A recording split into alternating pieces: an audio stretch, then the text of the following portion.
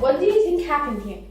Why do you think Pinky felt pain when this mint wash bottle hit her toes? To know the answer to the question, we need to know two things, two physical quantities, the mass and the velocity. Let us assume that this bottle's mass is equal to 50 grams and its velocity is equal to 5 meters per second. If you multiply those two quantities, you will get this object's momentum.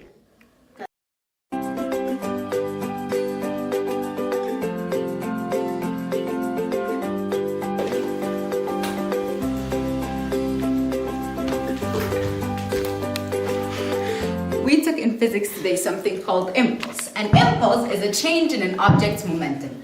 When my sister was going down the stairs, she was going with a certain momentum. When I pushed her, I increased that momentum because my hand's energy moved or transferred to her. Therefore, I changed her momentum because my momentum was transferred to hers, because momentum is never lost, it is always conserved.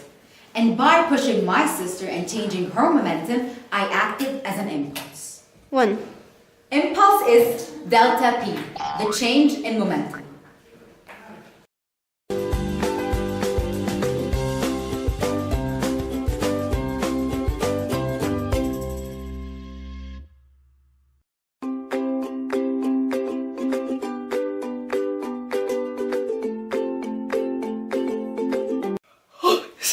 Haneen!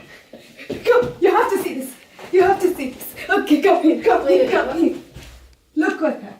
Okay, look, focus, focus. So apparently there are two types of collisions, elastic and perfectly inelastic. Okay, so elastic is the conservation of energy because energy is never created or destroyed, it just moves through the object. So come here, look at this experiment.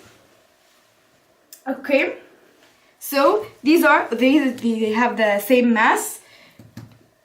Okay. See, they have the same momentum. This momentum is equal to this momentum. So the final momentum is equal to the initial momentum. So the conservation of energy theorem states that the initial momentum is always equal to the final momentum.